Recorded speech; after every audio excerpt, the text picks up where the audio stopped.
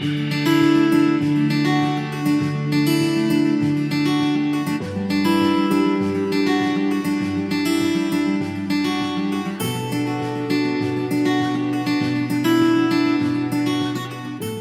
psicogenealogía, al final, es una ciencia.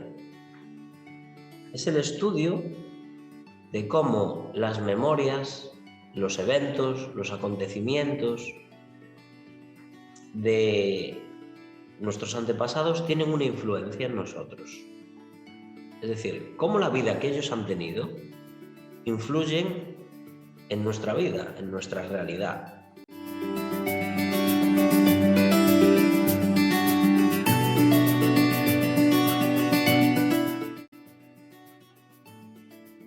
A nivel, en la parte más clínica, más científica, por llamarlo de alguna manera, la epigenética conductual nos explica que quedan una serie de huellas, que se llaman las marcas epigenéticas, que eso es lo que se transmite de generación en generación. Entonces, hay varias, las más comunes son los grupos metilos, la metilación. Entonces, realmente lo que nos explica la epigenética es que lo más importante es el ambiente, es decir, cómo se vive el ambiente. Por ejemplo, hay mucha gente que viene a consulta y nos cuenta una serie de historias y nosotros vemos que en ellos hay como un bloqueo muy grande a nivel de irritabilidad, de nerviosismo, de furia incluso. Entonces, cuando les hablamos de un concepto muy curioso que es como, oye, ¿en tu familia ha habido violencia? ¿Ha habido actos relacionados con la violencia? Que no ha habido ningún tipo de violencia, no. Dice, bueno, cuéntame un momento el contexto, el ambiente que ha habido en tu familia. No, pues mira, empiezan a contar abusos, empiezan a contar un montón de situaciones. Bueno, ¿y cómo se reaccionaba ante esto? No, nadie decía nada. Eso es violencia. Por ejemplo, es un tipo de violencia, el silencio, de hecho, ante un contexto, un acontecimiento de algo grave, como puede ser un abuso, como puede ser el no darle lugar, por ejemplo, a alguien enfermo, el no darle lugar a gente con adicciones, cosa que es muy común, hijos que no son reconocidos. Todo esto genera, este silencio genera un ambiente tóxico, digamos, para el sistema, que muy fácilmente se ve representado en diferentes generaciones.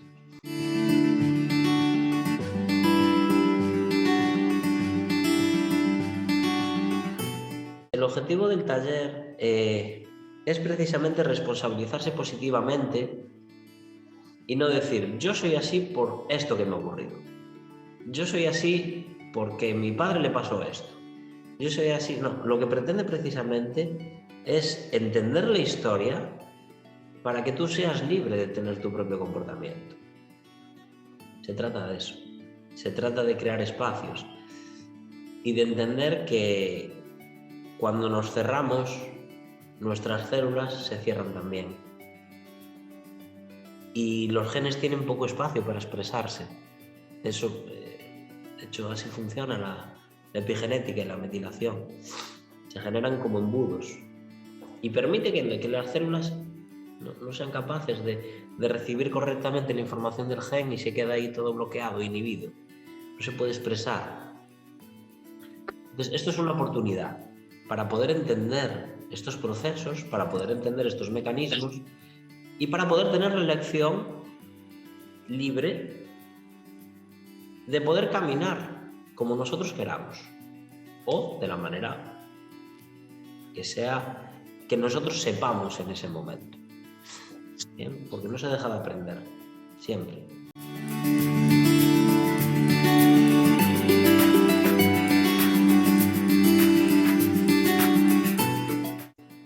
Hay una frase muy, muy bonita de Jodorowsky, Alejandro Jodorowsky, que es uno de los grandes en metagenealogía, que dice, el árbol genealógico es a la vez nuestra mayor trampa y nuestro tesoro más preciado.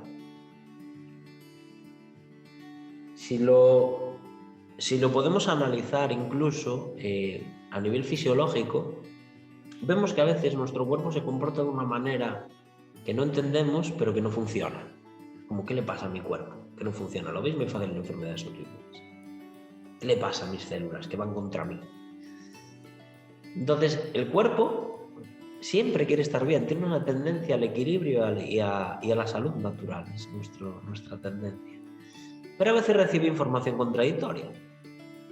Entonces las células a veces se convierten en células que van en contra del propio sistema. Bien, sería algo muy parecido a esto. Es algo que en un inicio viene a aportarnos, viene a darnos energía, a darnos poder y capacidad. Pero si no conocemos estos mecanismos, si no conocemos el funcionamiento, si no conocemos lo que nos quiere contar y trascendemos todo eso que no pudo ser trascendido en su momento, pues se puede convertir en una trampa, indudablemente. Sin embargo, cuando lo tomamos y escogemos el camino adecuado, el camino correcto, se convierte en algo que para nosotros nos impulsa en nuestra vida, nos hace crecer. Si yo vengo de una familia donde hay mucha violencia, el objetivo es entender todo eso, entender el contexto donde ocurrió, entender que, bueno, de alguna parte yo he venido también de todo eso, pero eso no significa ni que yo tenga que ser una persona violenta, ni que yo sea una persona que no puede expresar, por ejemplo, mi energía de agresividad si en algún momento la necesito, de impulso, de fuerza, no polarizarme al otro lado y no mostrar determinadas capacidades que hay dentro de mí, que se pueden a veces vincular con conceptos negativos de la agresividad o de la violencia. Entonces el problema es cuando nos polarizamos, nos podemos polarizar hacia los dos lados. Vale, es decir, si en mi familia, por ejemplo, ha habido eso, pues, un contexto de maltrato, yo puedo ser el lado opuesto, completamente opuesto, y no poner límites. Y dejar que abusen de mí, y dejar que digamos, cuando yo veo una situación que es incómoda para mí, donde yo tengo que decir, no, hasta aquí, yo no sepa poner esos límites. No puedo ir al lado opuesto. Porque en mi memoria está que yo no puedo ser como el otro lado. Ahí hablo desde la herida. Ahí estoy hablando desde esa herida que está dentro de mí y que no me permite acceder a una información que yo necesito probablemente para mi camino y para mi vida.